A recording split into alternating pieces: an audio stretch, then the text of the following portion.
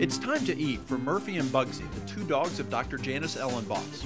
Their diet is a lot different than that of most dogs, though. We don't eat processed foods ourselves, so I'm certainly not going to subject that to our dogs. So that's why we do what we do.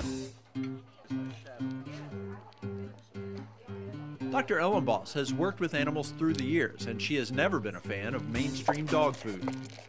The dog food business came about as a way of capitalizing on anything that wasn't fit for human consumption. You're better off feeding your dogs McDonald's than a lot of the dog foods that are out there.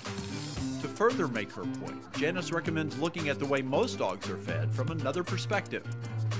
If your doctor, for instance, told you to go into the grocery store, walk by all the fresh fruits and vegetables, walk by all the nice cuts of meat, go right over to that processed food aisle and get to choose one food and make sure it's labeled complete and balanced, but that's all you get to eat 3 meals a day for the rest of your life. It just wouldn't make any sense from a common sense standpoint, and yet we subject that to our dogs all the time.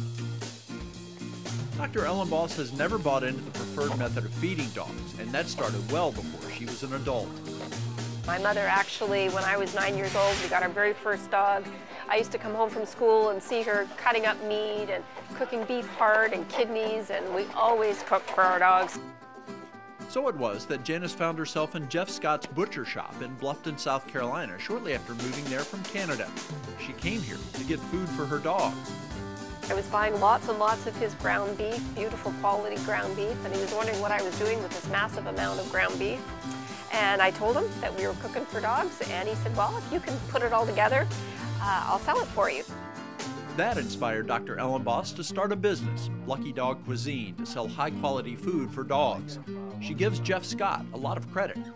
I just give her a little nudge, that's all I did, you know. I needed the business, she needed the meat, it's kind of a mutual thing. That nudge consisted of not only an outlet where Janice could sell her product, but Jeff assisted her in bringing in what she needed to make her food as well. He would phone up, order it in for me. I knew where it was from. I knew it was freshly ground. I knew exactly what was in our beef, and that made me so confident to be able to go out and tell people what was in our product. She uses a chuck roll, and it's you use the whole thing, and it's about an 85-15 blend with beef and fat. Really, really nice. Makes a really good roast, and it makes a really good hamburger too. That confidence appears to be justified, as the meat that is used is as good as what Jeff provides for his human customers. Going up, buying a can of Alpo and eating that? No. But her stuff, it's good enough to eat. That's not just big talk either. Janice contends that the end product not only compares favorably to typical dog food, but it could also rival what is on most people's plate at dinner time. I think that if more people ate what we ate, or ate this dog food, they'd be a lot better off. Others have noted the similarities between Lucky Dog Cuisine products and regular human food. We are all going to eat Lucky Dog Cuisine every single day. I've got a young woman out of Florida who's actually eating our dog food. Her name is Nikki Mustaki, in support of something called Nitro's Law, which is an anti-cruelty law. And so she's been all over the internet eating our dog food. At the Cottage Cafe in Bluffton, the staff is very familiar with the quality of Lucky Dog Cuisine meals for dogs. I have not seen anything like it. It's human grade and you can eat it, and we've tried it. It's actually really good. The cottage encourages people to bring their dogs with them and features Lucky Dog food on a special canine menu. It gives our patrons an option to bring their four-leggeds here.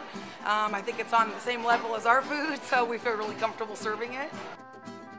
In a relatively short period of time, Lucky Dog Cuisine has caught on with customers in the Low Country and beyond. There's a lot of interest, I think, nowadays in natural foods. More and more people are treating their dogs like family members, so that it does pique people's interest. The food is available in retail areas such as Jeff Scott's Butcher Shop. It has gained a spot in Whole Food markets in the South and is ordered by dog owners nationwide.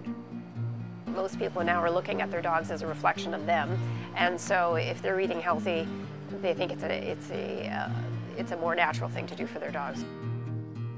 There are currently 5 different flavors of Lucky Dog food. Ingredients go well beyond the beef and turkey that provide the foundation for most of the meals. We use various cheeses and various yogurts to give dogs variety, and then we use brown rice, and there's one with pumpkin and rosemary and roasted potatoes, so there's lots of variety for them to choose from. At the moment, Janice is able to keep up with demand for her Lucky Dog products. It's getting close to the point, however, where she will need to expand. That's a move about which she is a bit hesitant.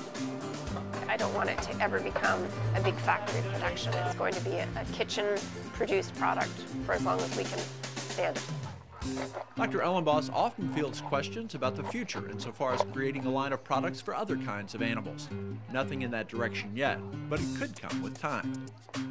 My dear daughter just has a new kitten now, and so she's been begging me to come up with a formula for cat food, so that might be in the works as well.